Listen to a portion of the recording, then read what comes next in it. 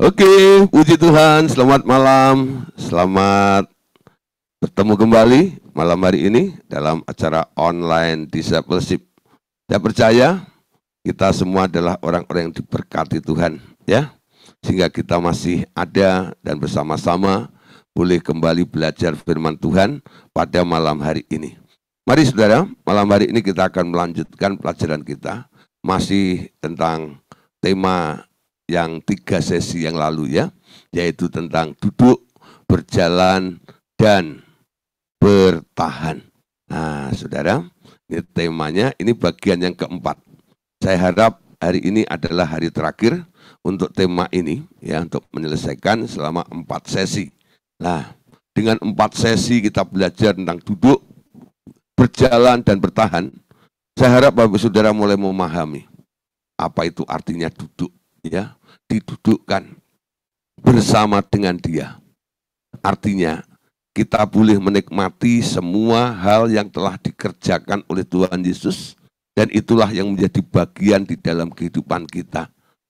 Sehingga dengan iman kita jauh lebih mudah untuk melakukan dan menikmati semuanya di dalam Dia, didudukkan bersama dengan Dia. Yang kedua, saudara, kita harus tahu, kalau kita hanya duduk terus, nanti kita akhirnya menjadi anak yang manja, ya. Nah, jadi ada kelompok-kelompok yang namanya hyperchris. Nah, kenapa dijulukin hyperchris? Karena dia hanya ada di daerah duduk saja. Semua sudah dibereskan Tuhan, semua dibereskan Tuhan, tapi dia nggak mau berjalan. Ternyata saudara, secara roh memang kita sudah didudukkan bersama dengan Dia. Tetapi faktanya kita masih ada di dalam kehidupan di alam materi atau di dunia ini. Di dunia ini Anda harus berjalan. Nah, kalau Anda berjalan di dalam dunia yang gelap ini, Anda akan tersandung. Anda akan masuk ke dalam jebakan-jebakan. Karena sistem dunia yang dibangun oleh iblis ini, itu penuh dengan intrik, penuh dengan jebakan-jebakan. Ya. Tapi sekarang kita tahu, ketika Tuhan Yesus datang ke dunia, Dia membawa terang. Ya, Yesus sendiri pernah berkata, ketika murid-muridnya ini pernah was-was, "Guru, ya, jangan lewat situ. Bukankah di kampung itu orang-orang sudah berikhtiar berniat mau membunuh engkau?" Apa jawaban Yesus? Yesus bilang gini, selama kita berjalan di siang hari, jangan takut. Karena kita tidak akan terantuk. Karena adanya terang itu membuat kita tahu jalan arahnya, ya, mana yang harus kita lewati dan kita lalui. Tapi kalau orang berjalan dalam gelap, itu selalu meraba-raba, ya. Hidupnya itu selalu berspekulasi, tidak mengerti sesungguhnya. Tetapi perjalanan dengan Tuhan, kita akan dibawa dari pengalaman ke dalam pengalaman. Hidup bersama dengan Tuhan itu excited, saudara. Walaupun kadang-kadang gak harus selalu melihat padang yang hijau. Tapi asal di situ ada Tuhan, Tuhan Yesus, saya percaya saudara, Yesus adalah jalan, kebenaran, dan kehidupan. Gak ada jalan buntu. Pasti segala sesuatu ada way out-nya. Selalu ada solusinya. Selebihnya, ketika kita berjalan dengan Tuhan Yesus, kita sebenarnya sedang belajar supaya kita satu ritme, satu irama dengan Tuhan.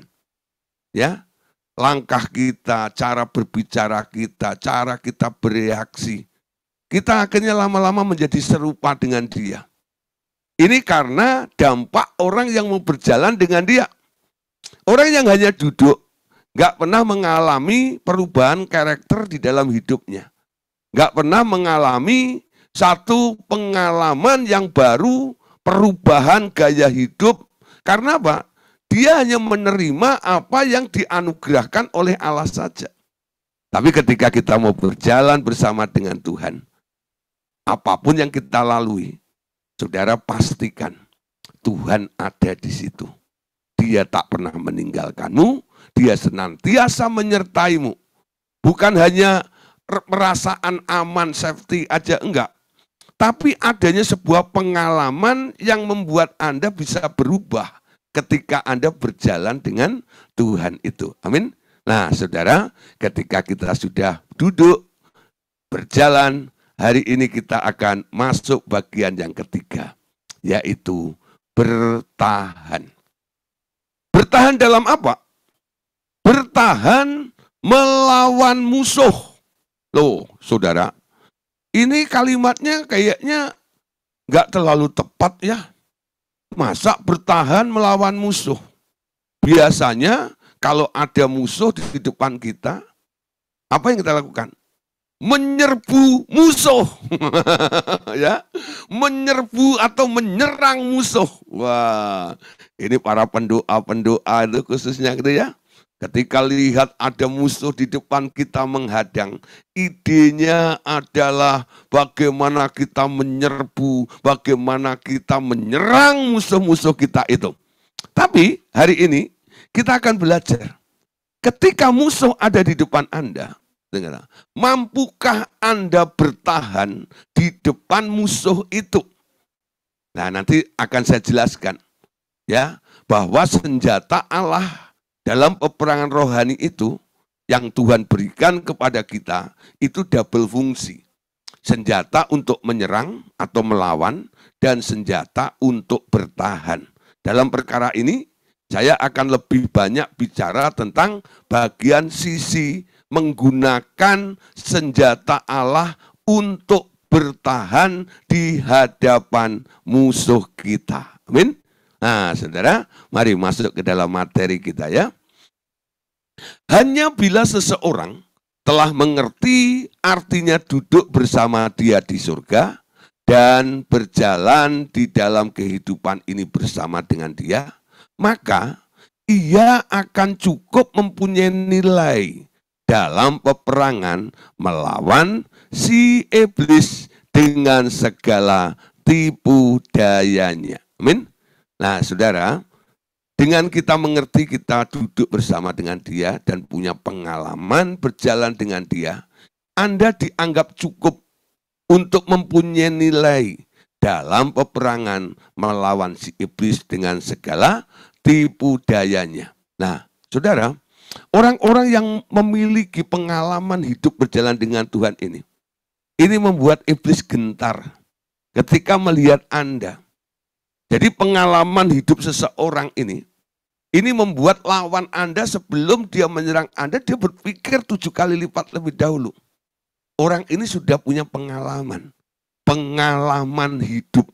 Ya, kalau istilah dalam kerohanian, kalau ada orang tanya, Pak, kalau saya membahas apa materi yang Bapak bahas begini, kenapa saya hanya bisa membahas selama setengah jam saja?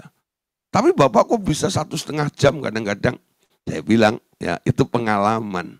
Ya, pengalaman berkhotbah, pengalaman mengajar. Istilah saya adalah jam terbangnya. Amin. Jam terbang membuat orang lebih mahir. Jam terbang membuat orang lebih lancar. Jam terbang membuat orang lebih solid, bukan? Lebih mantap. Ngerti maksud saya ya? Itu bicara tentang perjalanan kita. Pernahkah Anda berjalan dengan Tuhan atau tidak? Ketika kita memiliki pengalaman berjalan dengan Tuhan, dididik oleh Tuhan, saudara, pengalamanmu itu sangat berharga. Makanya kenapa? Kalau ada beberapa orang yang sedang mengalami masalah, saya kadang-kadang, ya bukannya lambat, bukan. Tapi saya memberikan kesempatan untuk Bapak Ibu Saudara untuk menghadapi lebih dulu bersama dengan Tuhan.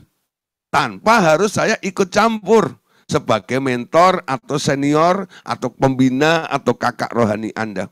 Ya, nah, supaya apa tujuannya? Supaya Anda punya pengalaman bersama dengan Tuhan ketika menghadapi sebuah persoalan. Orang yang pernah mengalami persoalan dan menghadapi bersama dengan Tuhan, lalu Anda menang, wah saudara, ketika persoalan berikut datang, Anda mulai punya pijakan. Kalau kemarin aku menang, hari ini dijamin juga aku pasti menang. Kenapa? Karena yang menyertai aku tetap sama. Aku menang karena Kristus ada bersama dengan aku. Amin. Pengalaman itu jangan disia-siakan. Ya, jangan menjadi orang Kristen yang manja terus. Segala sesuatu Anda lempar kepada dalam tanda kutip orang-orang rohani. Tolong doain. Oh, nah. Lu ngomong doain tuh loncar banget itu loh. Pak, tolong doain gitu ya. Tapi kalau saya lihat orang ngomong doain rasanya gitu, wajahnya kok nyinyir gitu. Doain gitu ya. Nah, ya. Ayo, Anda mau kecewa, Anda mau marah, Anda mau berprasangka seperti apa? Ya, EGP. Emang gua pikirin. Ya. Nah, di sini ya Bapak Ibu Saudara mulai menangkap. Ini pendidikan. Amin. Discipleship ini pendidikan. Kalau Anda terus mau diperlakukan seperti kaum awam, jemaat biasa, ya silahkan. Ya. Teruslah merengek nanti sampai saya iba dan penuh belas kasihan, lalu saya doain. Ya. Tapi kalau Anda mengerti, biarin dah Pak Gideon nggak mau doain.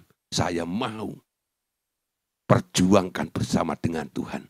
Nanti kalau selesai, mau tak pamerin ke Pak Gideon. Pak Gideon, aku bisa menang bersama dengan Tuhan. Saya salamin, selamat punya pengalaman baru. Amin. Kalau Anda terus kasih PR-mu kepada saya yang semakin pinter. Ya, karena saya punya segudang pengalaman untuk menolong masalah orang lain. Di luar masalah saya sendiri. Ya. Tapi kapan Anda punya pengalamannya? Nah, ini penting ya. Ini berjalan dengan Tuhan itu seperti itu loh. Perjalananmu ada Tuhan yang menyertai Anda. Amin. Nah, saudara, kalau Anda menjadi orang Kristen yang lemah, iblis gak suka. Iblis itu sangat tertantang dengan orang-orang yang punya pengalaman. Mau lihat kekuatanmu seberapa. Tapi kalau Anda menjadi orang yang lemah terus, iblis melihatnya, ya cemen nih, gitu ya. Nah, ini kelasnya kelas teri ini. Nah, iblis memandang Anda rendah seperti itu. Atau meremehkan Anda. Ya. Nah, orang Kristen yang lemah akan diabaikan saja oleh setan. Bahkan cenderung untuk diinjak-injak dan terus menerus hidup dalam kekalahan. Ya. Orang Kristen yang lemah. Lemah itu apa? Diajak jalan sama Tuhan, nggak mau. Itu lemah. Selalu punya alasan. Mana bisa, mana mampu, mana kuat, dan sebagainya. Ya, ketakutan lebih dahulu sebelum Anda melangkah berjalan dengan Tuhan. Itu lemah namanya. Dan orang-orang yang lemah seperti ini diabaikan oleh setan. Biarinlah. Ngurusin orang gitu ngapain, udah lemah, ya biarin aja. Ya. Bahkan cenderung untuk diinjak-injak setan. Lihat saudara ya, kalau mentalmu dalam kerohanian itu sangat lemah. Gak heran Anda gampang untuk ya diserang dengan berbagai macam persoalan di dalam hidup Anda. Kenapa? Anda dijadiin landasan oleh si iblis untuk selalu mendarat di dalam hidup Anda itu. Ya. Bahkan Anda akan terus hidup dari kekalahan kepada kekalahan dan lama-lama frustasi. Ya. Lalu putus asa dan ada yang mengakhiri hidupnya juga sampai ada yang bunuh diri juga. Tapi saudara, ya, di sini dilanjutkan. Sebaliknya, setiap orang percaya dapat diubah dari lemah menjadi lebih kuat dari musuh setelah memahami nilai peninggian yang dikerjakan oleh Bapa baginya dan kehadiran Tuhan Yesus di dalam dirinya. Gak heran Paulus menulis di dalam Efesus pasal 6 ayat 10 dan ayat yang ke-11. Mari kita baca bersama-sama ayat ini ya. Efesus 6 ayat 10 sampai ayat yang ke-11. Akhirnya hendaklah kamu kuat di dalam Tuhan, di dalam kekuatan kuasa-Nya. Kenakanlah seluruh perlengkapan senjata Allah, supaya kamu dapat bertahan melawan tipu muslihat iblis. Ini perintah, saudara. Bukan sekedar anjuran. Ya. Jadi Paulus itu menyimpulkan sampai ayat ini dimulai dengan kata akhirnya, ya, hendaklah kamu kuat di dalam Tuhan, di dalam kuat kuasanya. Caranya, kenakan seluruh perlengkapan senjata Allah, supaya kamu dapat bertahan melawan tipu muslihat si iblis. Nah, saudara, kalau iblis melihat orang yang lemah, dia langsung intervensi, dia langsung hajar Anda. Dia bombardir Anda, ya. Tiap hari masalah bertubi-tubi, ya. Itu dilimpahkan, turun, dan terus Anda alami. Karena dia lihat, dia lemah. Makanya dihajar terus. Supaya apa? Sampai lumpuh, ya, sampai kolaps, sampai enggak berdaya seperti itu. Tapi kalau Anda mulai, ya, dilihat punya potensi, punya kekuatan, dia akan menghadapi Anda bukan dengan kekuatan serangannya. Tapi si iblis akan menghadapi Anda dengan tipu dayanya. Amin. Tipu daya itu apa? Dia mencoba untuk mengelabui Anda. Caranya seperti pernah terjadi ketika iblis berhadapan dengan manusia pertama kali. Anda tahu, Adam itu kan dilengkapi dengan kuasa oleh Allah Bapa, Tuhan Yesus dan Roh Kudus, ya. Kamu berkuasa atas ini, atas itu. Jadi Adam itu pegang otoritas, punya kuasa. Ketika iblis melihat orang yang pegang otoritas ini, dia nggak serang, nggak hajar Adam dengan kekuatannya sampai Adam babak belur, tidak. Tapi Adam digiring ke dalam sebuah opini, ya. Melalui apa? Iblis melihat celahnya. Celahnya adalah ada satu pertanyaan atau keinginan walaupun itu baru ada di dalam hati. Sejak kapan itu? Sejak Allah memberikan perintah. Semua pohon dalam taman ini boleh kamu makan buahnya, tetapi tentang buah pengetahuan hal baik dan jahat itu jangan kamu makan buahnya. Kalau kamu makan buahnya, kamu akan mati. Perintah yang pertama dia jalankan. Dia makan semuanya yang ada dalam pohon itu, termasuk pohon kehidupan. Ya, tiap hari sejuk dia selalu ada di situ makan firman bersama dengan Tuhan Yesus. Tapi saudara, di dalam hati kecilnya ada sebuah pertanyaan. Kenapa enggak boleh? Ada apa sih? Rasanya bagaimana sih? Ada enggak ya? Karena dilarang itu. Nah, iblis mulai memancing, membawa sebuah opini kepada si Adam ini melalui apa yang ada di dalam hatinya atau pikirannya Adam itu. Tentang pertanyaan hal yang kecil itu. Kamu lagi bertanya kan tentang pohon itu. Yuk sekarang kita ke sono. Ya, Alkitab mencatat. Adam dan Hawa ada di depan pohon itu. Ada di situ artinya dia pengen tahu tentang pohon itu, bukan?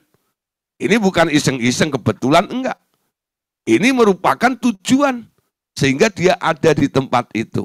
Ketika ada di tempat itu, mulai si iblis mulai meluncurkan jurus-jurusnya. Ya. Nah, kamu takut kan makan buah itu? Itu kan dilarang kan oleh Allah. Ya. Nah, dia coba putar balik kebenaran itu. Ya. Kalau kamu makan buah itu, kamu nggak akan mati.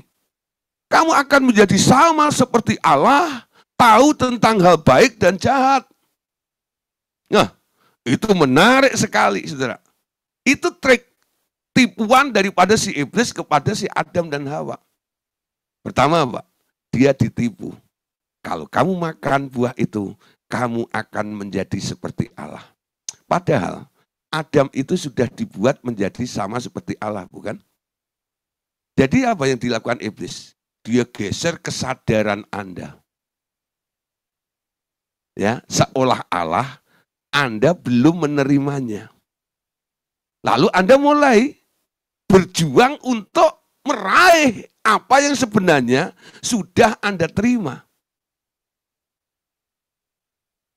Ngerti maksud saya, saudara? Iblis memutar fakta, memutar balik dengan liciknya dia bilang, kalau kamu makan buah itu, kamu akan menjadi seperti Allah. Bukankah ketika Allah Bapa, Tuhan Yesus dan Roh Kudus menciptakan manusia, mereka bermufakat bagaimana? Marilah kita menjadikan manusia itu menurut rupa dan gambar kita, bukan? Jadi manusia itu sudah mirip dengan Allah. Tapi ditarik mundur, lalu dibawa maju seolah-olah mau dijadikan seperti Allah lagi. Ya. Nah ini saudara, ini tipu muslihat. Intrik-intrik daripada si iblis ketika menghadapi orang Kristen yang kelihatannya sudah rohani. Bukan yang lemah. Kelihatannya dia sudah tahu ayat ini, ayat itu. Karena waktu berdialog antara Adam, Hawa, ya, dengan iblis itu, mereka pakai firman semuanya. Pakai ayat. Bukan orang yang nggak tahu ayat, saudara. Dia tahu.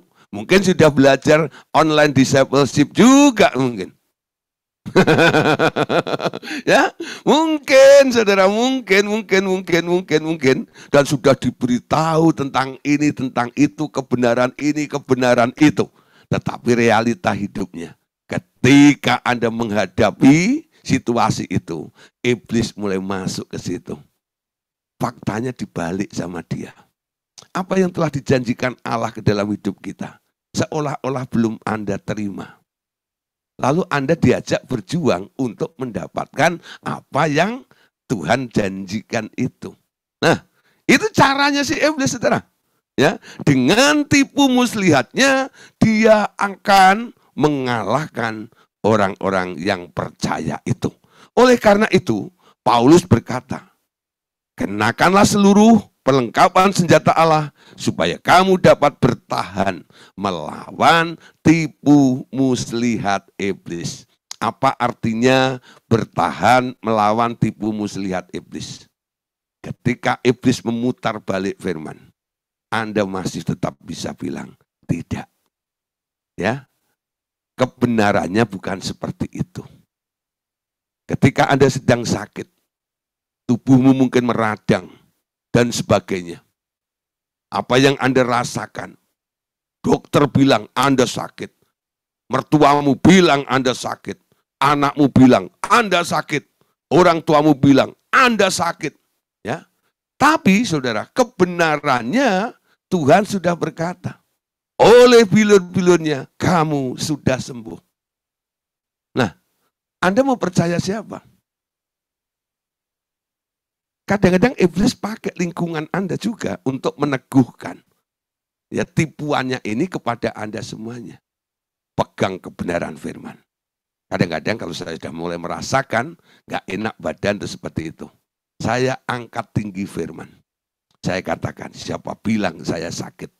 Omong kosong. Saya sudah sembuh oleh bilur Tuhan Yesus. Dengar iblis, kamu tidak bisa memutar balik fakta. Faktanya adalah, saya sudah disembuhkan. Kalau sudah disembuhkan, saya adalah orang paling sehat di dunia. Amin. Wah, keren. Enggak, oh Pak Gideon tolong doain, saya sakit. Bukan gitu. Kenapa Anda percaya Anda sakit? Ya, kebenaran telah diputar. iblis berbicara diteguhkan oleh perasaanmu dan keadaanmu. Amin. Orang beriman itu bukan hidup karena perasaan, bukan hidup karena keadaan. Tapi orangku yang benar akan hidup oleh iman. Iman itu adalah pendengar apa yang dikatakan Tuhan. Ya. Nah, saudara, sekarang boleh menangkap ayat berikutnya. Ayat 13 sampai ayat yang ke-17 dalam pasal yang sama. Efesus 6, 13 sampai 17. Mari saudara kita baca lagi ya. Sebab itu ambillah seluruh perlengkapan senjata Allah supaya kamu dapat mengadakan perlawanan pada hari yang jahat itu. Dan tetap berdiri sesudah kamu menyelesaikan segala sesuatu. Ayat 14. Jadi berdirilah tegap, berikat pinggangkan kebenaran, dan berbaju sirahkan keadilan. Kakimu berkasutkan kerelaan untuk memberitakan Injil damai sejahtera. Dalam segala keadaan, pergunakanlah perisai iman. Sebab dengan perisai itu, kamu akan dapat memadamkan semua panah api dari si jahat. Ayat 17. Dan terimalah ketopong keselamatan dan pedang roh, yaitu firman Allah. Nah, saudara, selain bertahan, Anda mulai. Karena senjata Anda itu adalah dua sisi ya. Bertahan dan melakukan perlawanan. Nah, berdiri, tegap. Menghadapi musuh itu jangan letoy. Ya. Ketika ada berita tentang hal buruk di dalam diri Anda, jangan langsung kempes. Ya. Jangan langsung kempes. Umpama nih ya, kena PHK gitu ya. Aduh, mikirnya udah terlalu jauh. Mau makan apa, bagaimana, gitu ya. Nah, mengalami sesuatu, ya, merasakan sesuatu, jangan ambles. Tetap berdiri tegak. Amin. Tegap. Ya, nah mungkin saudara, Anda bisa aja badanmu masih tegap. Tapi kadang-kadang nada bicara Anda itu mengandung unsur letoy. Ya, selalu keluhan yang keluar. Aduh, bagaimana ya? Apa sih gitu ya? Anda isi sendiri titik-titik itu. Nah, jadi ada nada kekhawatiran. Ada nada kecemasan, ada nada ketakutan, ada nada kegentaran. Ya, itu menunjukkan Anda tidak berdiri tegap. Orang yang berdiri tegap itu memandang sebuah kepastian yang ada di dalamnya. Amin. Karena iman itu sebuah kepastian, ya, bukan katanya, tapi ini realita. Tapi adanya di alam roh. Dan harus Anda terima dengan iman Anda. Berdirilah, ya, tegap. Berikat pinggangkan kebenaran. Nah, jadi ketika Anda menghadapi iblis, jangan sampai iblis itu melihat celah di sini ini. Kalau Anda salah, ya, iblis punya hak. Itu yang sering saya sebut sebagai celah. Ya, kalau Anda nggak hidup benar, Anda pantas. Karena apa? Dianiaya oleh iblis. Karena Anda dinyatakan salah. Perbuatanmu yang salah. Nah, kenapa kebenaran disebut ikat pinggang? Coba Bapak Saudara ya. Saya ini kadang-kadang ukuran perut saya ini bisa maju mundur. Tergantung menu. Kalau menunya lagi hauce gitu ya. Wow, makan kadang-kadang mertua lewat sudah nggak inget gitu ya. Wush, tahu-tahu sudah itu. Celana nggak muat. Wah. Tapi saudara, kalau udah lagi nggak selera makan atau lagi ada pergumulan puasa dan sebagainya, perut saya jadi kempes sedikit, ya, celananya mulai keduduran.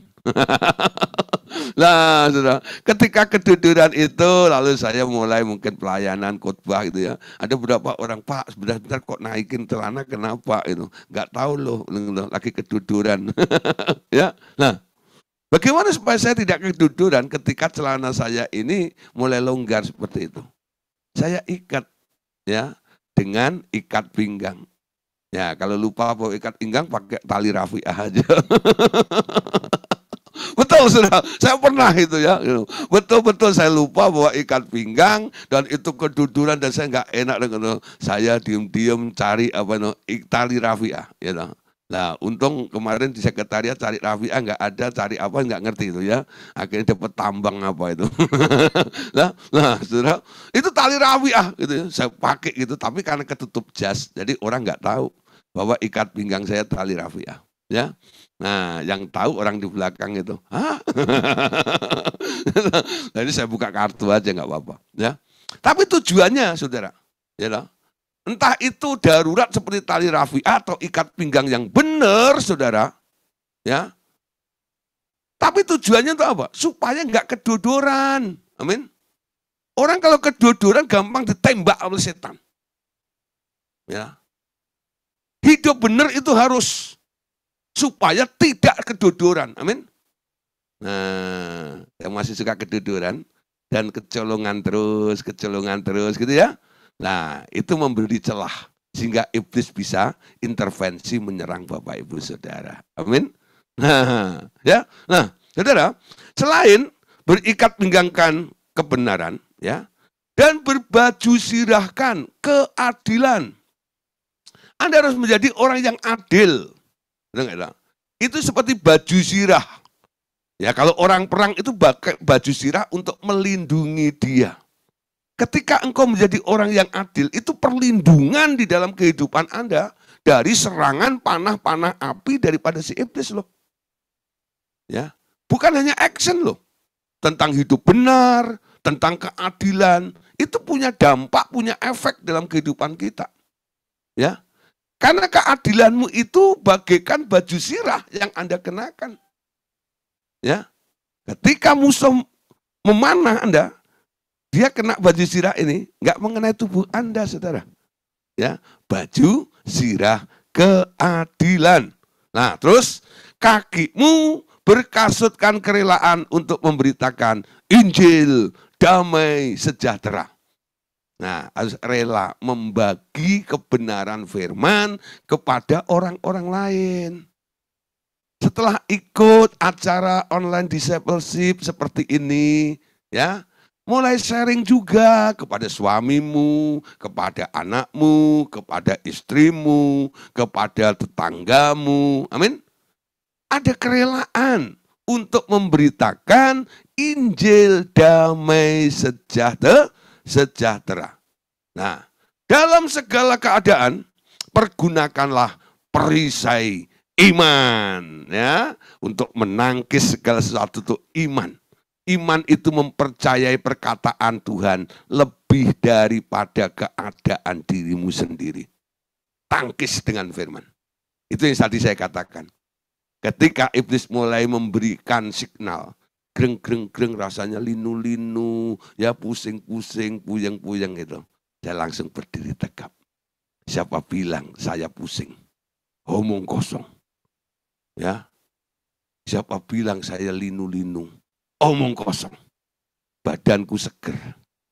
Pikiranku, ya, kepalaku, nah, enak. Mulai ngomong gitu. Ya, itu iman. Perisai iman Anda gunakan. Karena Tuhan Yesus telah menyembuhkan saya. Kalau sudah sembuh, nggak ada kepala sakit, nggak ada badan pegel-pegel. Omong kosong itu. Nah, dimulai dari perkara-perkara yang enteng. Nanti sampai akhirnya Anda bisa menolak, menangkis serangan iblis yang sudah, ya, permanen di dalam hidup Anda. Mungkin itu bentuknya tumor, mungkin itu bentuknya kanker. Ketika Anda saya ajak untuk pengakuan iman, siapa bilang saya kanker? Omong kosong. Imanmu bisa melepaskan engkau dari kansermu. Imanmu bisa melepaskan engkau dari tumormu. Tapi pengalaman hidup Anda berjalan dengan Tuhan itu harus kuat. Kalau enggak, omonganmu ya hanya slogan, hanya omdo saja. Hanya tahu tapi enggak pernah menghidupi firman itu. Firman yang dihidupi akan menjadi rema di dalam hidup Anda. Amin. Dan rema itulah yang akan menolong, melepaskan, menyembuhkan, memberi kekuatan kepada kita semuanya. Jadi kan itu rema. Ketika itu jadi rema firman, itu menjadi perisai di dalam kehidupan Anda. Amin. Sehingga dapat memadamkan semua panah api si jahat. Amin. Iblis itu tiap hari mencoba memanah Anda dengan api-api persoalan dalam hidup Anda. Tangkis dengan perisai iman. Nah, yang terakhir, dan terimalah ketopong keselamatan dan pedang roh, yaitu firman Allah. Amin. Isi pikiranmu terus dengan firman. Ya, ketopong keselamatan. Terus isi dengan kebenaran-kebenaran firman. Nah, saudara, berikutnya. Ternyata corak peperangan yang kita hadapi sesungguhnya adalah sekedar bertahan. Menurut Efesus 6 ayat 11 tadi ya. Yakni mempertahankan kemenangan yang telah diberikan oleh Kristus kepada kita. Dia yang sebenarnya berjuang memperoleh kemenangan terhadap si iblis. Dan ketika kita menerima dia, lahir baru itu ya, berdasarkan Wahyu 3 ayat 20, ia memasukkan kita ke dalam kemenangannya. Jadi yang menang siapa? Yang menang Tuhan Yesus. Sehingga ada lagu ya, kemenangan sudah kau jamin, aku percaya, ya Tuhan, ku percaya, aku percaya, lewati lembah air mata, aku percaya. Nah, terakhir katakan, kemenangan sudah kau jamin, aku percaya. Jadi Yesus telah merebut kemenangan itu, dan dia mendeklarasikannya. Gak heran, kalau Anda membaca di dalam Wahyu 19, di situ dituliskan, ya, yang dilihat oleh Rasul Yohanes, ada kuda putih yang menungganginya bernama Setia. Ya, di tangannya dia ada kemenangan. Dia yang menang, bukan merebut kemenangan, tapi dia telah dinyatakan menang. Kapan Yesus telah dinyatakan menang? Ketika dia turun ke dunia orang mati itu, menebus kita. Lalu pada hari ketiga, dia dibangkitkan oleh Bapaknya. Dia menang atas maut. Mulai saat itu, saudara, seluruh makhluk mulai mengerti bahwa Yesus telah mempunyai gelar namanya pemenang. Amin. Nah, kalau Yesus pemenang, Anda apa? Nah, nanti saudara ya, Anda bukan pemenang. Tapi kitab Roma mengatakan, ya, 8 ayat 37, kita ini dalam segala hal, kita adalah orang-orang yang lebih daripada orang yang menang. Lebih dari pemenang. Apa artinya lebih dari pemenang? Ya, apa artinya lebih dari pemenang? Saya gambarkan seperti ini. Anda tahu ada petinju yang leher beton itu? Bukan karena dia banyak makan nangka terus lehernya beton gitu, bukan ya. Ya, itu leher beton. Namanya Mike Tyson, ya. Wow, itu petinju legendaris ya. Pokoknya kalau mau nonton Mike Tyson harus cepat-cepat. Kadang-kadang nggak sampai satu ronde, ya. Itu semua udah selesai. Kadang-kadang TKO. Ya. Nah, saudara, ketika Mike Tyson menang, ya, dia dinyatakan sebagai pemenang. Amin, oleh wasitnya. Lalu dia dapat sabuk emas. Ya, mulai dikenakan di pinggangnya. Dia angkat tangannya, aku menang. Aku jadi si pemenang. Ketika dia sampai rumah, ya, istrinya bilang, kasih selamat. wah selamat, udah menang, ya. Lalu dia lepas sabuknya suaminya. Lalu ditanya lagi, mana ceknya? Dia bukan hanya dapat sabuk doang, tapi mesti dapat cek juga dong ya, berapa US dollar gitu ya, $1.000 gitu. Wah, ya. Lalu dah dia masuk ke rekeningnya mereka. Nah, terus satu kali istrinya bilang, duit hasil kamu menang itu, boleh nggak aku pakai untuk shopping, untuk beli ini, untuk beli itu, dan sebagainya. Mike Tyson bilang, ya bolehlah. Kenapa Mike Tyson bilang boleh? Karena yang ngomong istrinya. Nah, kalau yang ngomong tetangganya ya enggak lah. Betul enggak? Apalagi Pak Andres Daryanto, siapa lu? Gitu ya. Nah, karena yang ngomong istrinya, gitu. Ya silahkan. Itu enggak tahu. Apalagi Pak Among nanya-nanya gitu, lu siapa lagi nih? Gitu. Nah, Mike Tyson tahu yang boleh pakai ya istrinya itu, ya hasil kemenangannya tadi. Istrinya mulai belanja, saudara, gini. Anda tahu? Istri Mike Tyson itu nggak usah babak belur, nggak usah pinjol-pinjol, nggak usah latihan sampai keringetan, ya, nggak usah naik ke ring, tapi dia bisa menikmati hasil kemenangan. Itu namanya lebih dari pemenang. Yesus sudah menang. Ketika Anda percaya kepada Tuhan Yesus, Anda dimasukkan dalam kemenangan Yesus itu. Artinya apa? Hasil kemenangan Yesus itu boleh Anda rasakan, boleh Anda nikmati, dan boleh Anda alami semuanya. Amin. Itu namanya lebih dari pemenang. Nah, saudara, peperangan Tuhan Yesus itu bercorak ofensif. Artinya, ia menyerbu teritorial si iblis sampai masuk ke alam maut dan membebaskan para tawanan dari sana. Itu sudah dikerjakan oleh Tuhan Yesus. Sekarang peperangan kita sebaliknya bercorak defensif, ya. Nah, jadi Yesus bersifat ofensif, kita sekarang peperangannya bersifat defensif. Nah, contoh gini, kalau Anda berdoa, meminta agar kepada Anda diberikan kemenangan, itu berarti Anda telah kehilangan kemenangan terlebih dahulu. Amin.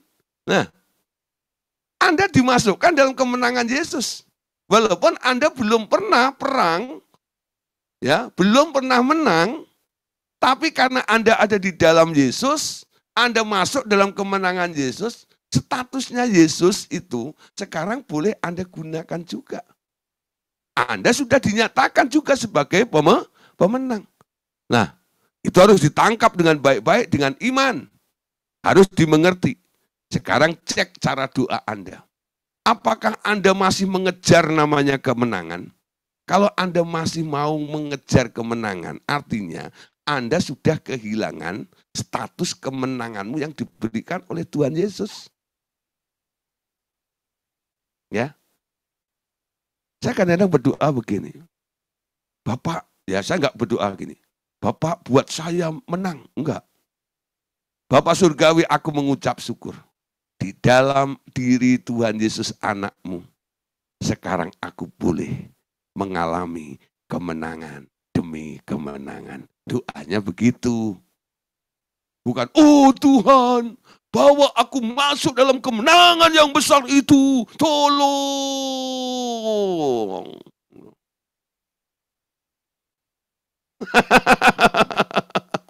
Dengan Anda doa seperti itu, Anda sudah kehilangan kemenanganmu. Ketika di dalam Yesus penyakit sudah disembuhkan. Lalu Anda bilang, oh Bapak surgawi, tolong sembuhkan sakitku. Loh, Anda sudah kehilangan kesembuhannya. Betul nggak? Walaupun Anda melolong-lolong sampai monyong, tolong gitu ya. Tuhan lihat, tambah jelek tuh monyong. Masa tiap hari Tuhan disodori muka monyong gitu. Oh Tuhan, tolong, gitu. Monyong. Gitu. Minta tolong apa? Sudah ditolong oleh Tuhan Yesus. Pertolongan itu sudah dikerjakan oleh Tuhan. Tinggal Anda terima dengan iman. Bapak surgawi, aku mengucap syukur. Di dalam Yesus ada kelimpahan luar biasa.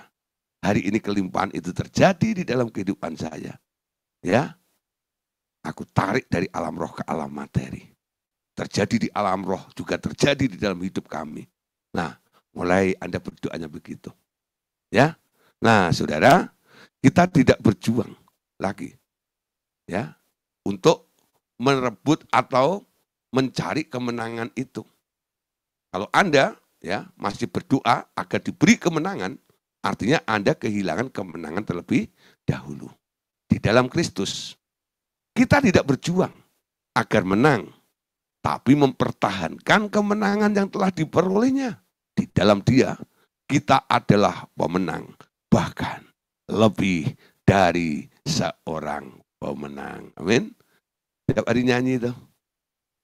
Lebih dari pemenang. Orang Batak kan nggak bisa bilang pemenang. Pemenang. Dalam skala perkara. Lebih dari pemenang dalam skala perkara. Haleluya. Amin. Skala perkara itu apa? Ya, macam-macam.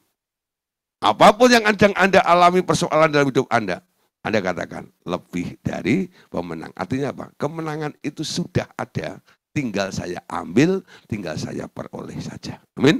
Nah, saudara, kita tinggal mempertahankan apa yang telah Tuhan kerjakan di dalam hidup kita. Amin. Karena itu, di dalam Dia, kita bertahan.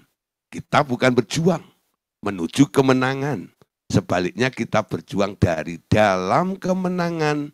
Lebih dari pemenang adalah orang-orang yang tinggal di dalam kemenangannya. Amin. Anda sudah menang? Sudah. Anda sudah sembuh? Sudah. Anda sudah berkelimpahan? Sudah. Walaupun faktanya masih kere.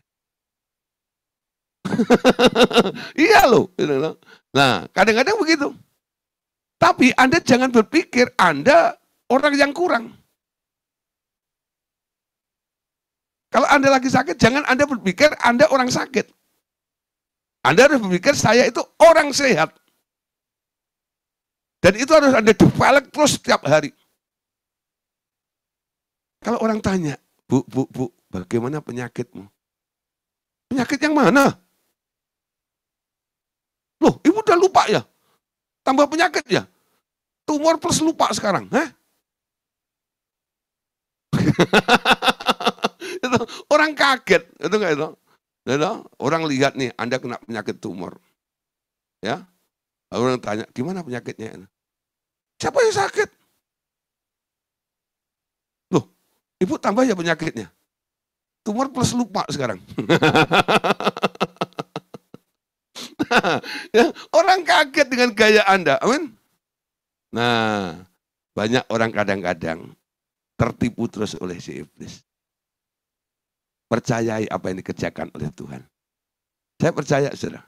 Orang-orang yang mulai mengubah mindsetnya seperti ini, lebih cepat ditolong oleh Tuhan.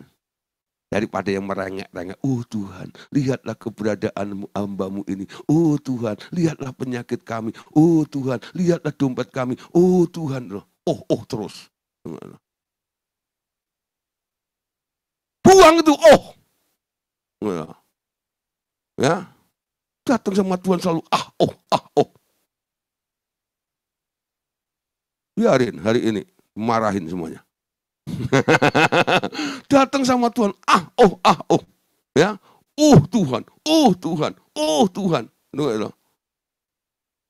Ayo mulai datang pada Tuhan dengan sukacita.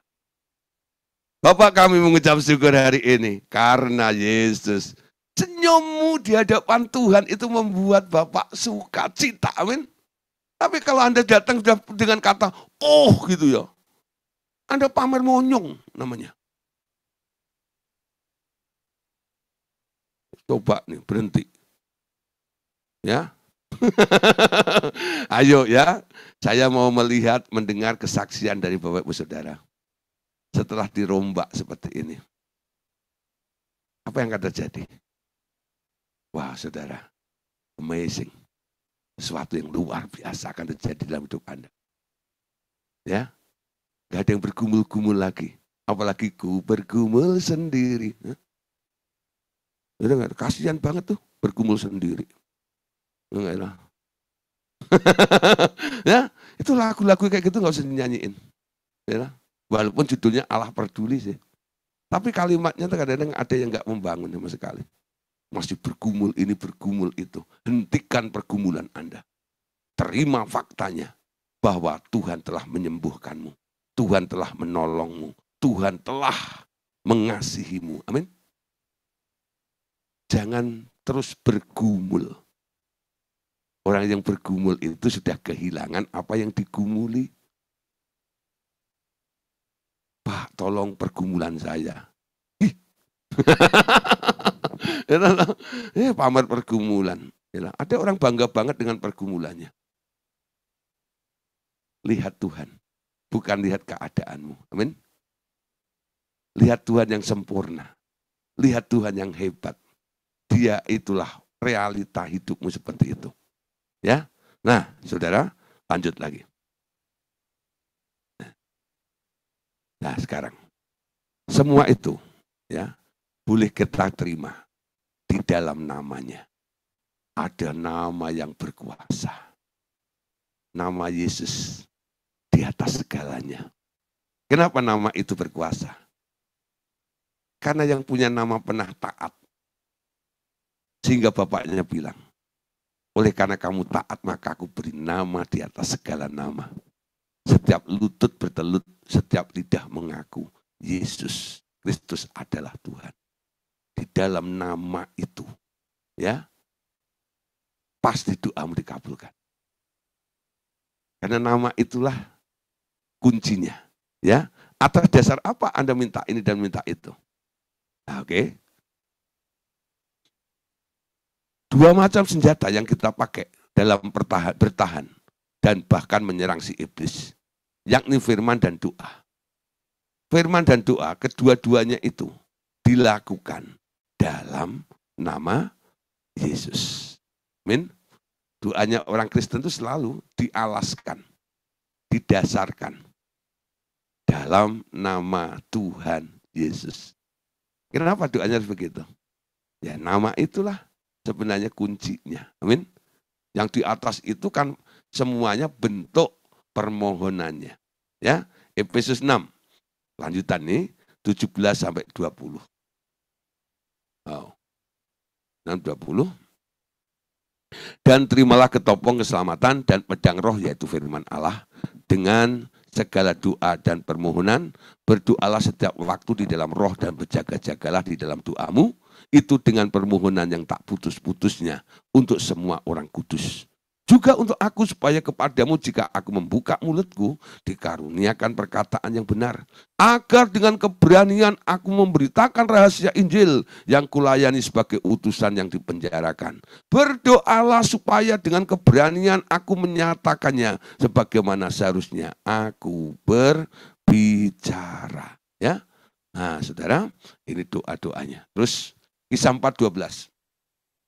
Tidak ada keselamatan di dalam siapapun juga, selain di dalam Dia, sebab di bawah kolong langit ini tidak ada nama lain yang diberikan kepada manusia yang olehnya kita dapat diselamatkan. Ya, itu nama yang indah, nama Yesus. Kalau nyanyi lagu itu, saudara, merinding, saudara. Bukan merinding disco, bukan. Itu benar-benar rasa gereng gitu ya. Karena saya sedang mengumandangkan sebuah nama. Nama yang sakral. Nama di atas segala nama yang harus saya junjung tinggi. Gak heran. Dalam 10 hukum Allah. Ya. Bukan 10 hukum Allah. Dalam doa Bapa kami yang diajarkan oleh Tuhan Yesus. Dikatakan apa? Bapak kami yang di surga, dikuduskanlah namamu. Apa artinya dikuduskan? Dikhususkan. Nama yang dikhususkan. Baik namanya Bapa maupun namanya Yesus. Itu harus dikhususkan. Prioritas. Enggak boleh asbun. Apalagi asma. Nah, tahu asbun? Asal bunyi. Asma, asal mangap. Ya enggak boleh. Ya, apalagi asnjep. Enggak boleh. Ya. Nah, ya. Ada orang-orang itu menyebut nama Yesus itu latah. Bersandung gitu ya. Dalam Yesus. Gitu. Gitu. Padahal salah matanya dia enggak lihat ada batu ditendang. Gitu. Disebutnya Yesus. Gitu. Padahal matanya dia yang salah. Gitu. Nah, nama itu harus dipergunakan tepat pada sasarannya. Hargai nama itu. Kalau nama itu sudah mulai Anda sebut dengan sembarangan. Ada enggak ya?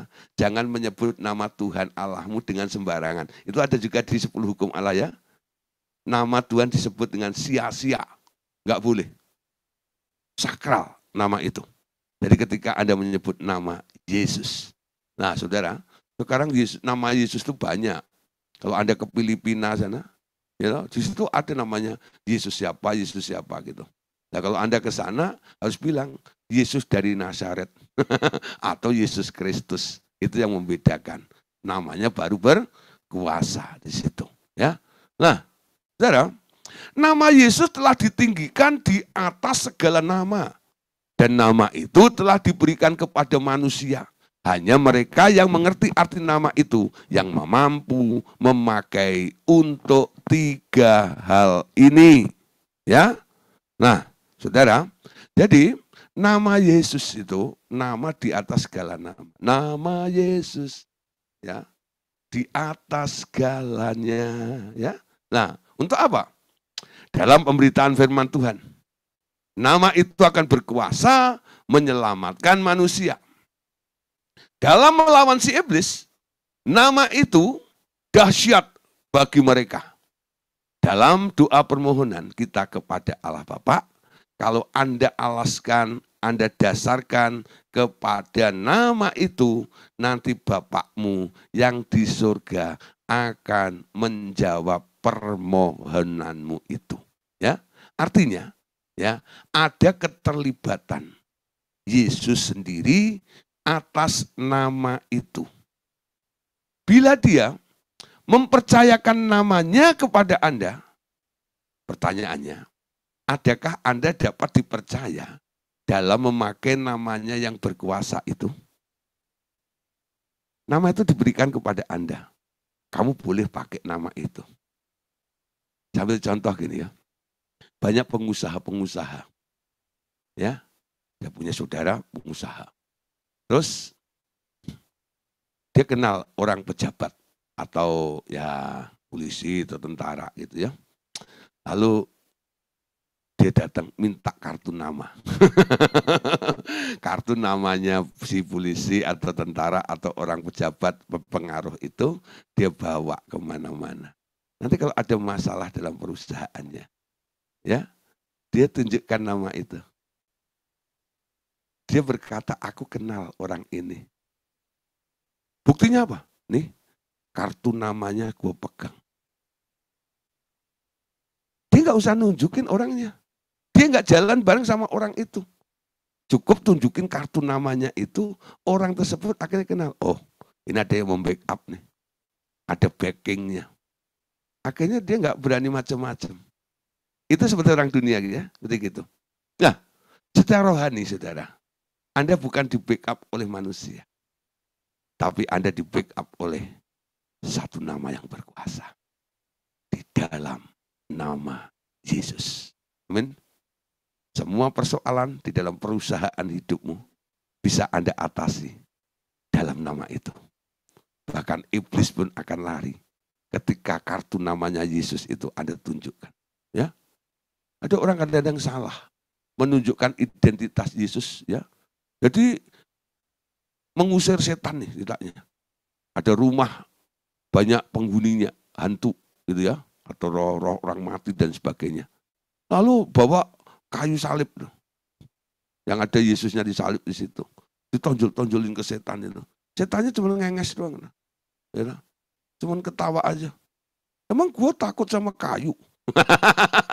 Tapi ini kan salib, ada patungnya Yesus juga. Nah, yang ditakutin bukan kayu salibnya, saudara. Yang ditakutin bukan patungnya Yesus. Ya, apalagi cuma disiram garam-garam gitu. Enggak takut. Yang ditakut itu namanya Yesus. Amin. Ketika Anda sebut nama itu, iblisnya kabur. Amin. Iblisnya lari. Usirlah iblis dalam namaku, maka iblis itu akan lari. Amin.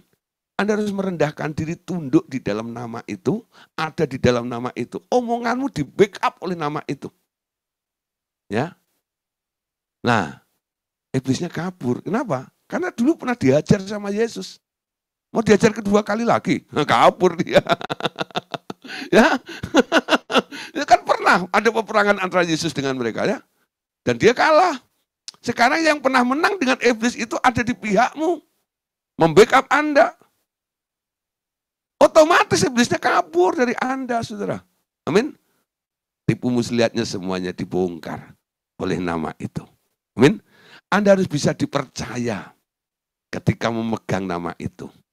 Tapi kalau nama itu Anda pakai sembarangan, yang punya kartu nama bisa marah, bukan? Betul nggak? Anda pegang kartu nama orang pejabat gitu. Lalu kartu namanya Anda pakai untuk utang sana, utang sini gitu ya. Tipu sana, tipu sini. Karena perusahaanmu namanya Tisani. Ya. Tipu sana, tipu sini. Utang sana, utang sini. Yang punya kartu nama marah nggak? Marah. Betul? Begitu juga dengan nama Yesus. Kalau nama itu Anda pakai untuk hidup dalam kejahatan. Dalam dosa. Yang punya nama juga enggak rela. Ngerti saudara?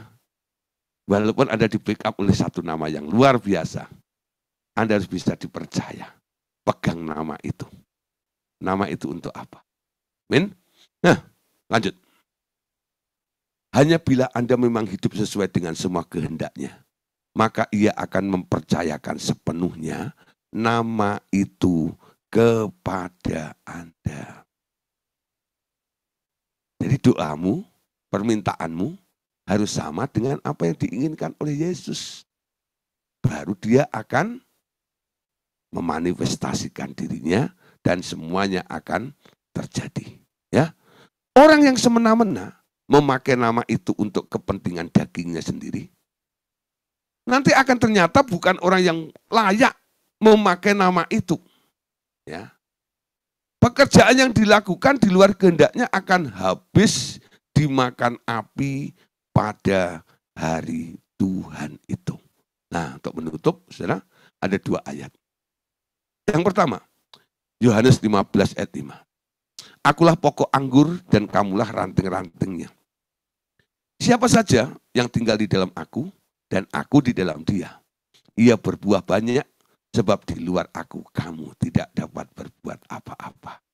Ya, di dalam Yesus pokok anggur. Nah, Anda diberi kepercayaan untuk memegang nama itu. 1 ayat lagi. 1 Korintus 3, 12 sampai ayat yang ke-13. Nah, 1 Korintus 3, 12 sampai 13.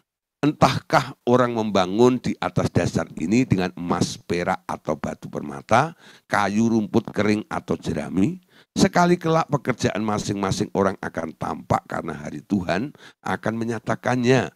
Sebab hari itu akan tampak dengan api dan bagaimana pekerjaan masing-masing orang akan diuji oleh api itu. Nah, ini motivasi, bicara motivasi. Ya, pegang nama Yesus. Motivasinya apa? Kalau Anda bertanggung jawab, diberi kepercayaan nama itu. Nama itu harus ditinggikan. Nama itu harus dimuliakan. Betul? Bukan dipakai untuk hal-hal yang jahat untuk masalah keinginan-keinginan daging kita. Oke, Bapak Saudara, puji Tuhan. Ya, malam hari ini kita sudah tuntaskan tas. Ya, berduduk, berjalan, dan bertahan. Kita akan berjumpa lagi hari Senin. Nanti kita akan membahas tentang kekuatan jiwa. Ya, kekuatan jiwa. Apa itu kekuatan jiwa? Ini tema yang baru. Oke, Tuhan Yesus memberkati kita semuanya. Amin.